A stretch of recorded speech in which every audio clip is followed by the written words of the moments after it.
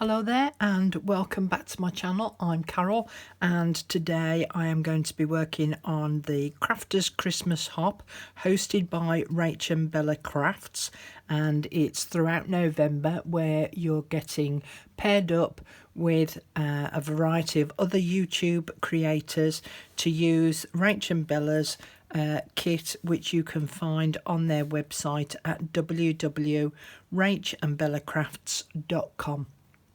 So let's get cracking.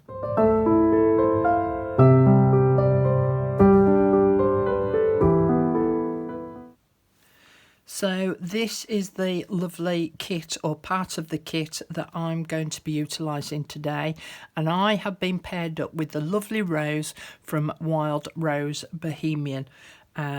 So once you finish watching my video, you can go over and watch her video on her channel, and I will put her link in the description box down below so that you can see what Rose has created as well.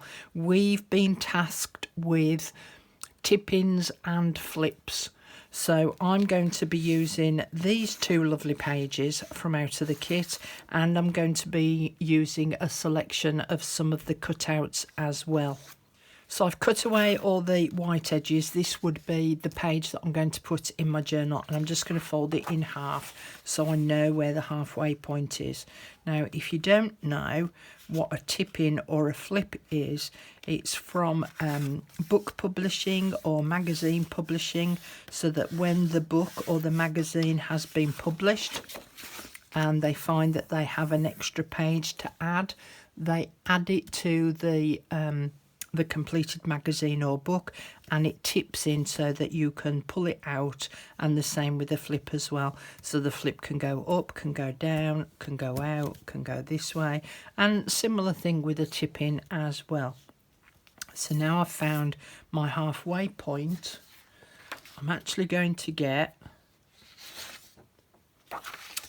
another copy of this page, and I'm going to cut out just this half of the page. So I've cut my house out, and as you can see, there was the fold line of the halfway point, so I've cut it just slightly short of that so that I can be comfortable about flipping it in and it will fit. I've also cut out the background paper so that it's the same height as the house page. So I'm going to flip that over, and I'm going to stick these back to back, but I'm going to leave about a good 1/2 to 3/4 of an inch border on this side, but I'm only going to glue around 3 sides because I want to make it into a little bit of a pocket. So I'm going to glue around here, here and here.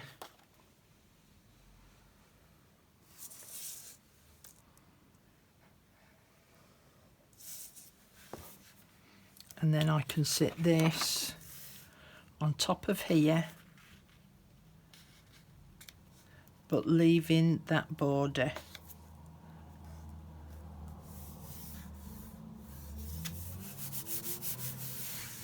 And then I'm going to trim off this excess here. I've scored a line down this edge here so that I can fold this back on itself. And I'm just going to taper the corners. Now, I'm using the same paper as my background page, but you could use whatever papers you want, because I'm now going to adhere that.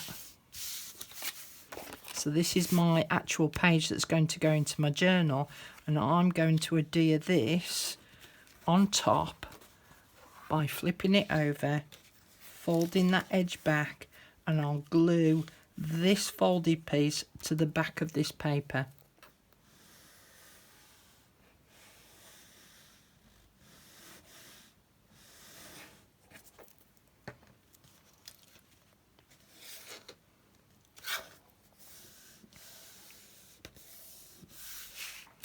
So it now means that this will flip out so that I've got the same image again. As I say, you can use totally different papers if you so wish, but it means now I've got this as a writing space here, and I've also got a pocket in there to be able to add some things. And if I fold my page in half, you can see I've got enough space between the edge of the fold and the edge of my pocket to be able to access that pocket easily. And that would be called a flip. My tip-in I'm going to create with this other half, which is the present box here, and I'm also going to use the leftover bit of paper as well that made the back of this pocket. So what I want to do is I want to cut this out above and below the actual image. You can determine what size you want this to be. Again, it depends on what papers you use. I also need to trim off where this fold line is, and again I'm going to cut it slightly shorter than that fold line so that I know that it will fit comfortably on the page. So that's my piece there, and that I'm going to glue to the back side of that spare bit of backing paper.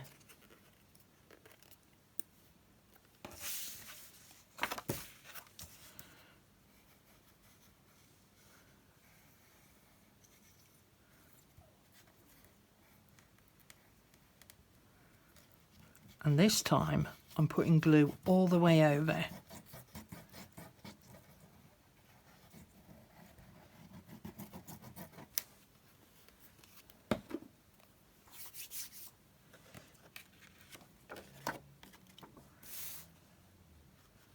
Sitting that on there.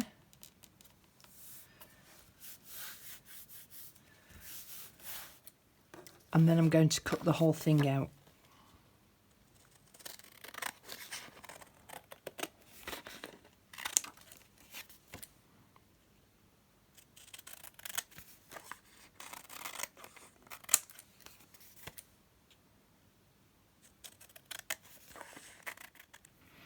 Tip-ins and flips can be added in a variety of different ways.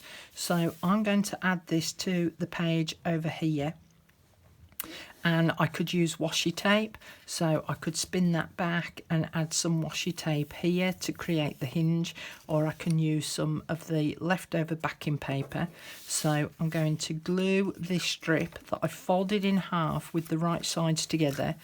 And again, I'm just going to taper the edges a little at each end, just because it makes a nicer look and means that if you've got, you know, any protruding bits, they don't show as much. So I'm going to add some glue on there.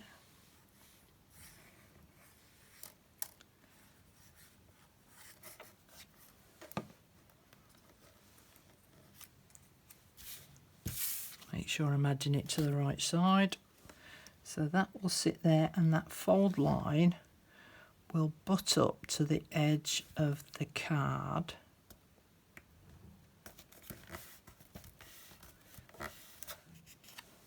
When I have a look, if I line that fold line up with the edge of the page, I can see it's just encroaching on that picture a little bit.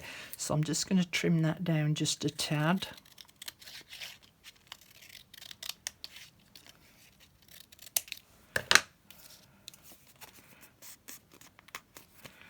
I'm just going to add a line of glue on the back of that fold now.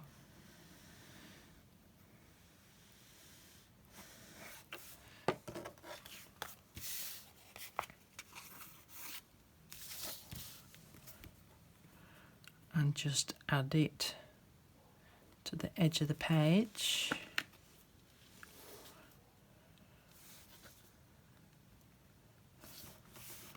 And I can make sure that the pattern is lined up at the top and the bottom.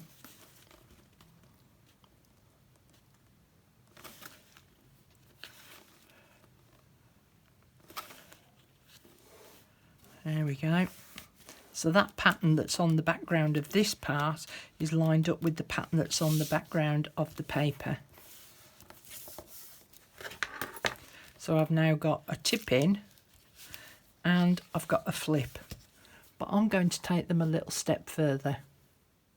So I fussy cut around both the present and the house, So if I pull that flip back, so I'm going to add glue from the roof, bottom of the roof, straight down and across, and then straight up, and then obviously on the back of the trees as well to hold that in place, so that I've formed a little bit of a pocket.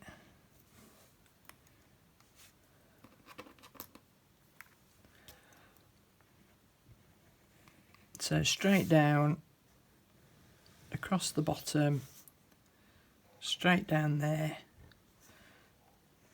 and then filled it in to make sure that those trees are secure.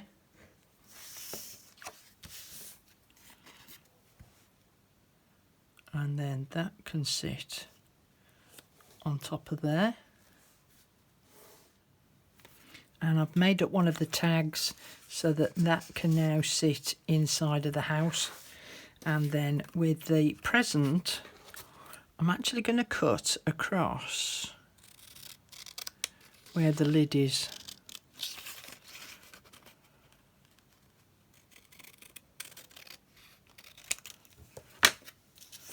And I'm going to sit the bottom part of this box where the original image is. So I'm making a pocket out of the bottom part of the box.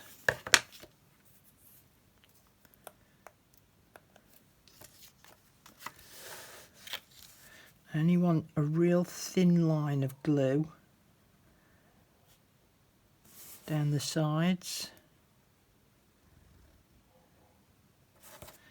and across the bottom.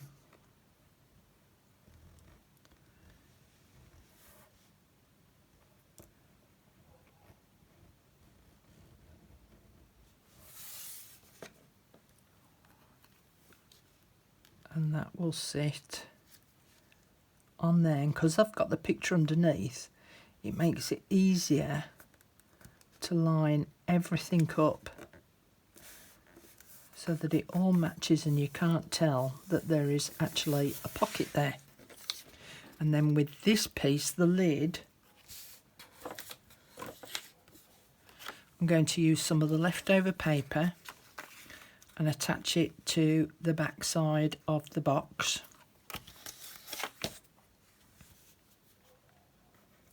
Or the back side of the box lid, I should say.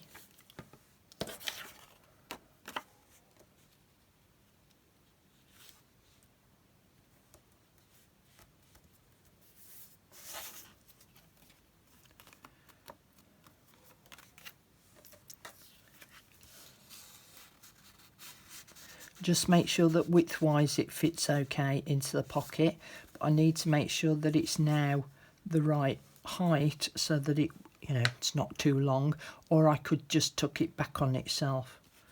Now it's only going to be a short piece of paper because it just needs to sit inside the pocket so that it holds the lid in place.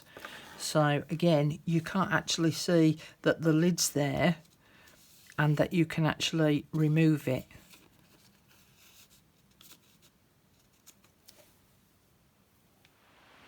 So I've added a little surprise to my present so that when you pull this lid off, you've got this little piece of paper here to write on, but also I've done some fussy cutting.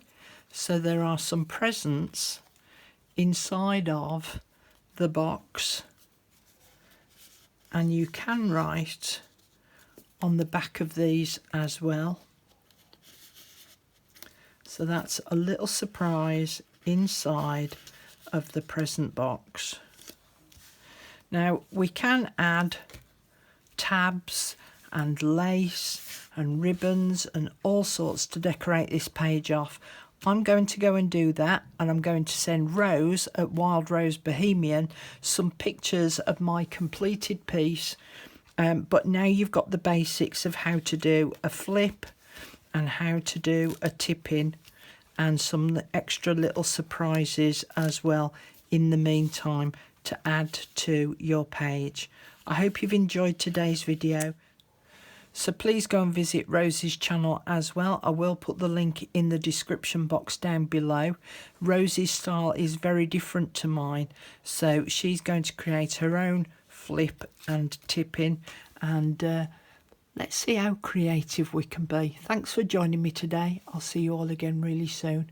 Bye for now. Bye.